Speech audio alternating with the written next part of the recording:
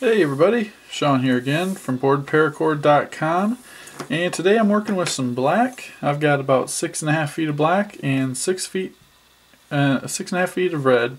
Today I'm going to show you how to make the Serpent River Bar by Gian O'Neill.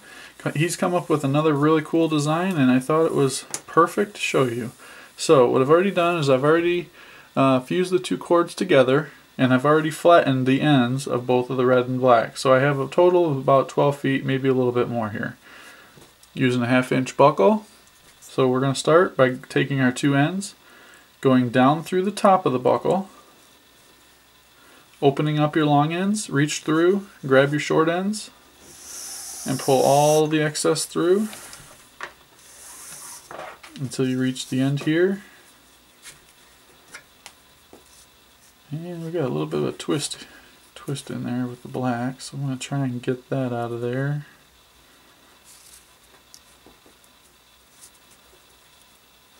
There we go. Okay, just one more pull through and we should be good. Alright, sorry about that. Normally the cow's hitch doesn't take that long to do. So now we're going to flip the buckle over. So this is the back side. Paracord just runs through my fingers to get rid of the twist. And then we're going to flip the buckle back to the front side and go from behind. So you're going from the back side of the buckle up through with both of the red and the black. Red. There we go. And then pull all that through. And what this will do, this will give us our basic bracelet shape. Just like that. 2 loops knows that you did it right. Can open this up now. Red off to the right, black to the, red to the left, black to the right. Alright, so I want to get, looks like I got a little bit of twisting going on with this black cord again. So I want to get that out of there. I think I did just fine there. And I don't know where my tape measure went. So we're just going to eyeball this one. I think we're going to go about that long there. But when you do measure it, you want to go to the end of the buckle on the female side. And then on this side, you want to measure right to the end of this ledge right here. You don't want to measure the spikes because they will be inside of this end here. Now to get this started, my black is going to be basically the outline of this bracelet, and the red is going to be kind of the serpent part of the bracelet. So, with that being said, the black is always going to loop across the top. At no time will the black go behind the center strands. So the first thing we do, cross over the center 2 strands with the black, or your outline color. Now the red is going to go over top of that black one, and then it's going to go around and come up through the middle. See this here? So you got your black loop here, the red's going to go over. Let me just zoom in on this for you real quick. So the red's going to go over the black, and then the center hole here, that's where the red's going to come up through. Normally I would start this off with just a regular cobra, but I think we can get away with doing this one just fine. You just got to make sure nothing moves on us. And we can go ahead and pull that tight. Yeah, we'll be alright, I think. Alright, so that was basically almost a cobra. The only thing we didn't do is go around the black one. We just came up through the middle. Okay, so that's step 1. Step 2, create a loop on the left, and then create a loop on the right. So you got this S looking thing here. You're going to take your red, open up the middle, cross over both blacks, go down through the middle, around, and up through that loop on the right. So the loop on the left really doesn't do anything. So if, on the next pass, I'll show you what I'm talking about. We can just get rid of that loop right to start with. So you're going to pull that extra out, and you don't want to pull too tight on your black because you want the pattern to sit nice and flat.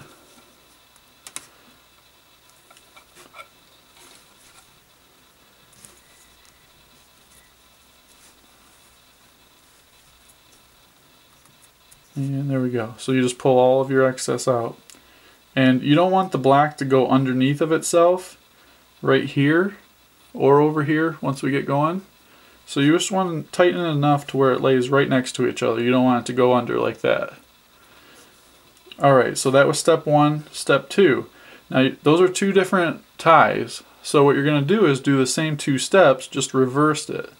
So now the black's going to come over like you're doing a cobra. The red's going to cross over it like you're doing a cobra. But instead of going around everything and up through this loop, you're just going to open this center hole up and come up through there. Just like that. And then you can pull it tight. And like I said, you don't want to pull your black too tight because you'll end up pulling it underneath of itself. And you want these red lines, you want those to be nice and vertical. There's a little bit of adjusting as you go with this one, but it looks really cool when it's all done. He came up with another great design. Alright, so you're going to do your S loop. So basically it's a backwards S. Just like that. Your red is going to go down through the middle, cross off to the left side, and come up through the loop on the left this time. So instead of it being on the right like it was right here, now you're coming up through the loop over here on the left. You pull your slack out. Not too tight with the black though, you want to be really careful with that. And then tighten up the red here. And my light is starting to make noises again, so just give me 1 second. I'm going to turn this light off. I have to get a new light bulb for that fixture there. I'll just adjust that one over here. Hold on 1 second again, sorry about this. There we go, that should be alright I think. Should be able to see it alright. Okay, so that was step 3. So there's 4 steps and then they repeat. So now we're going to do the one that's similar to a cobra, just create the loop. Oh, actually that was step 4. So we're back to step 1, the very first step. So I'm just going to do a couple more. I'll show you step 1 and 2, and then you should have enough to finish your own. So we're going to cross the black, take it around the back, and up through the loop. Or I'm sorry, up through the middle. Make sure your red is vertical. And then tighten your black, but not very tight.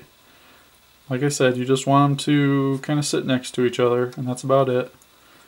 And then make sure your red stays vertical again. Alright, and then we create the S, that's your step 2.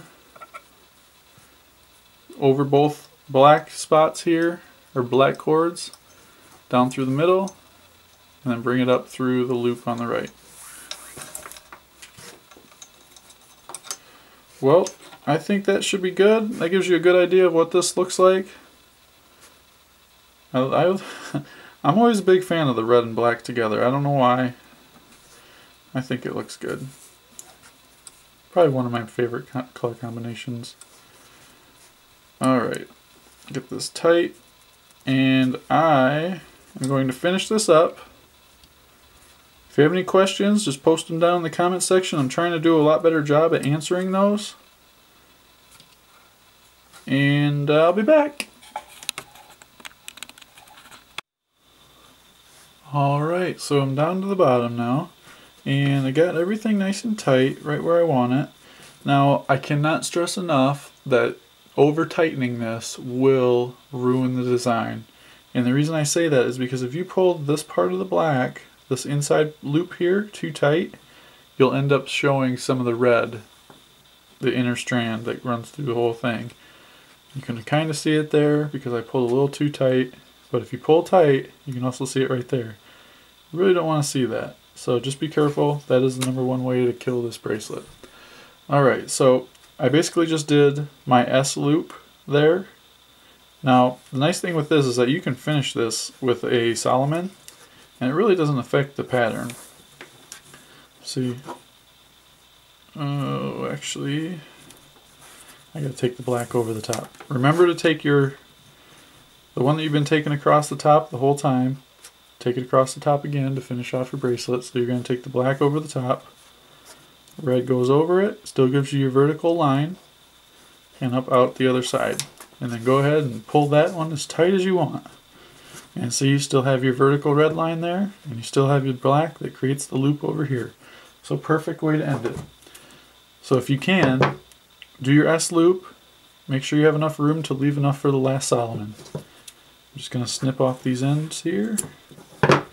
And I've got about 2 feet here, I think. That's about 2 feet. Maybe a little less, by an inch.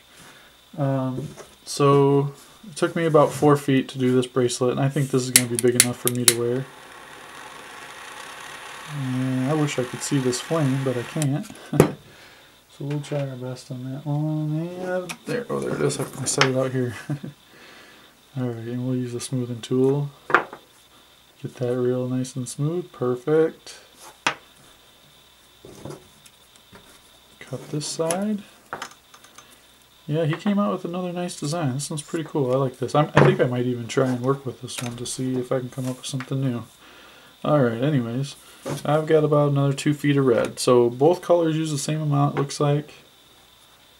And it doesn't use a whole lot of paracord, which is cool. I'd say it's about 8 to 9 feet for any size bracelet. But I would recommend going with 5 feet of each color, just to be on the safe side. And if you head on over to Facebook, check out the Paracord On group. It's facebook.com/groups/paracordon. And also check out the BoredParacord website, BoredParacord.com. That's where you'll find all of the paracord supplies and everything you need to get started. And until next time, Paracord On.